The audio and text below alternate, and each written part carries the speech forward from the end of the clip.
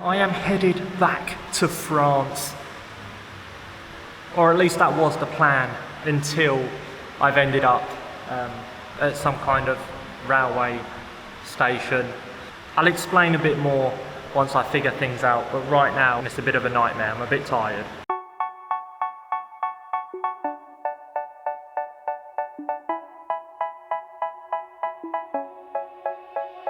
They say, oh my God, I see the way you shine. Take your hand, my dear, and place them both in mine. You know you stopped me dead while I was passing by. And now I beg to see you dance just one more time. Ooh, I see you every time.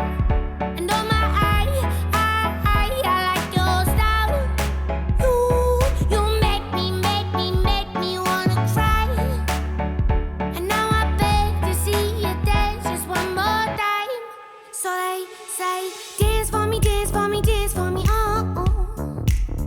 I never seen anybody do the things you do before. They say, move for me.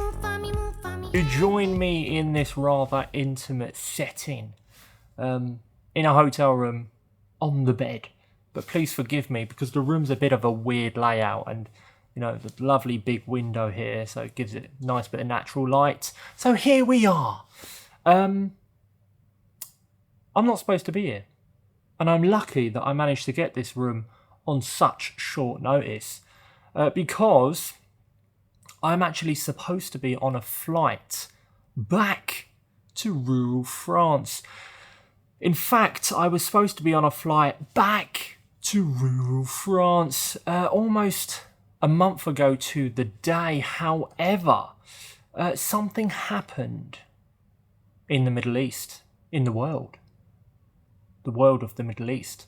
I don't want to get into like the politics of anything, of course, but unfortunately for me, travel via the Middle East has become quite risque in the sense of, well, for certain people, certain unfortunate people, your well-being is at risk, of course, and a lot of flights and stuff, a lot of people have been stranded, and the prices of flights directly from where I am, or where I was this morning, has shot up dramatically. We're talking from like 500, 600, the usual price, all the way up now to like 2, 3, 4 grand for an economy ticket, direct to kind of bypass the Middle East.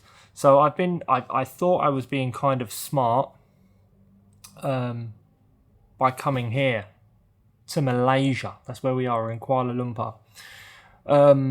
So I hopped on a plane this morning and got to the airport, and I booked a last minute before I left, of course, the other day.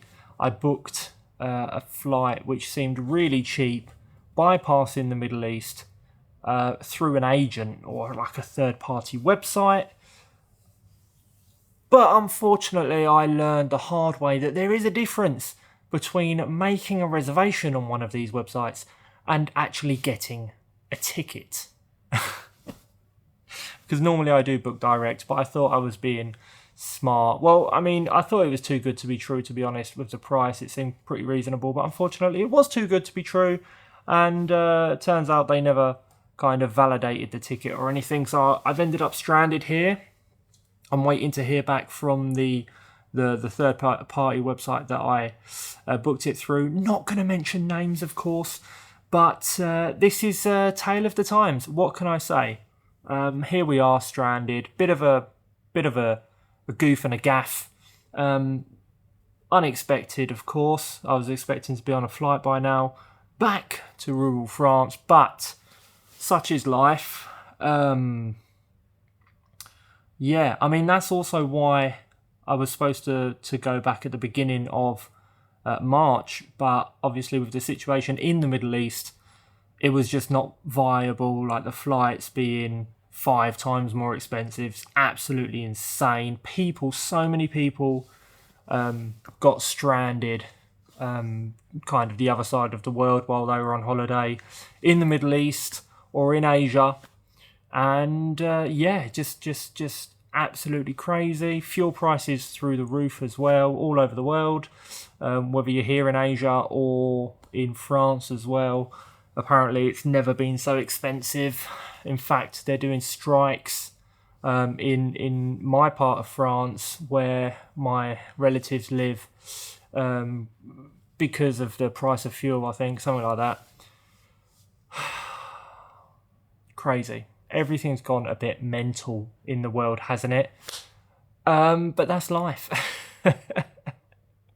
That is life. So we're just going to make the most of it, make the best of it, and plan our next move. Wait to hear back from that website to see if they can get me another ticket tomorrow or the day after. I don't know. But yeah, so basically what I do, I spend most of my time in Asia.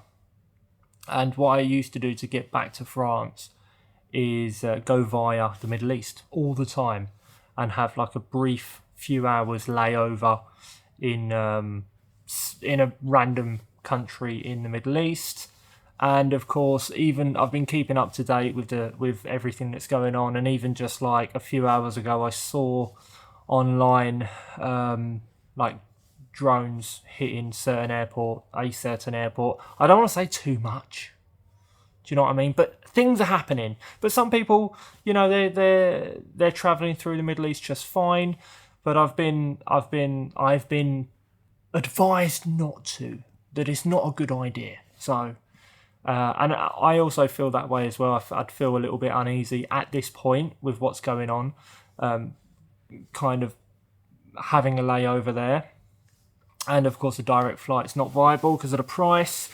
So I thought I'd be smart and fly direct from Malaysia, but that didn't work out. So that's that. Hopefully, it'll work out in the next couple of days. If not, I need to look at options of trying to go the other way, the other side of the world, via China.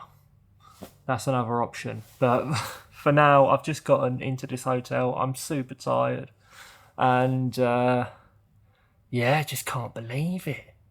But again, I'm one of the lucky ones because there's so many people that are in this world that have been affected way worse than having flight problems. So, not the end of the world, is it? And we'll make the most of it. That's all I can say, really. Just a bit shocked. Never felt so never felt it. It's never been so difficult for me to move around the world. Normally it's super easy. Just hop on a flight. So, times are changing, I guess. And I sincerely hope that everyone stays safe and the situation gets better. Without saying too much, of course. Very delicate situation, so it is what it is. Onwards and upwards, I guess. Onwards and upwards. So they say,